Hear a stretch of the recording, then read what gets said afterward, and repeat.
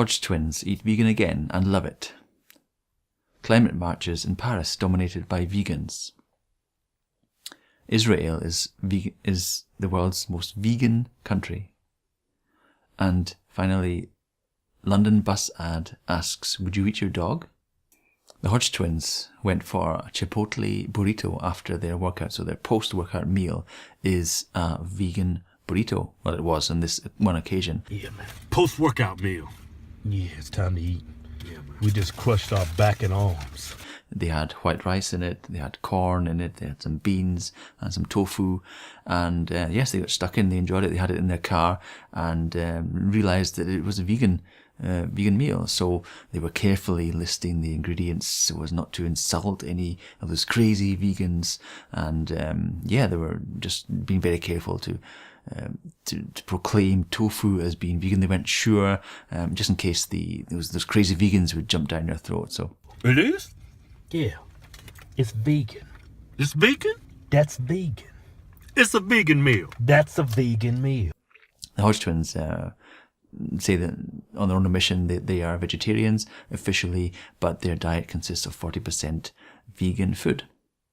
Climate marches are being dominated by vegan signs, so they are proclaiming the uncomfortable fact that greenhouse gases are caused predominantly by the animal agriculture industry and not by the transport, for example. There are more greenhouse gases from animal agriculture than there are from the whole transportation sector combined. So these marches all across the world have been dominated by vegans getting that message out that if you want to save the environment, then the number one thing is that you can do is to stop eating meat and stop supporting animal agriculture in all its forms, that meat and dairy and whatever, and all of the other side industries that go with that.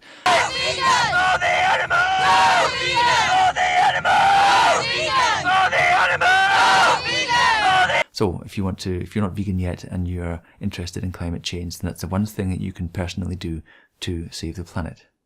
Israel is the most vegan nation in the world, so one of the effects of this is that the soldiers, 5% of the Israeli population is vegan, so you have a small percentage of the soldiers in the mandatory armed services there who are vegan, and they are demanding now more vegan options for their meals, and they are getting them, obviously. So if you are vegan and you are in Israel and you have to go to the Israeli Defense Force, then you will be greeted by the choice of non-leather boots and non-wool berets, and also some meal choices from non-animal products. This surge in veganism has been attributed to the visit of Gary Yourofsky, himself a Jew, in 2012, who on a television interview compared the widespread animal slaughter to the Holocaust, for which he didn't receive much criticism, maybe because he was a Jew, and that's one of these things that maybe only a Jew could say.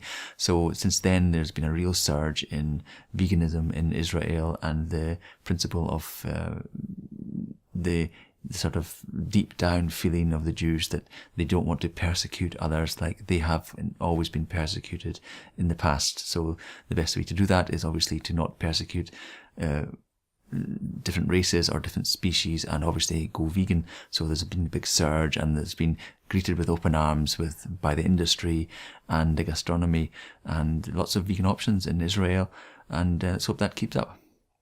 So that was it for today. If you have any questions or points of discussion, then just add them below in the comments, and other than that, just subscribe for more vegan news.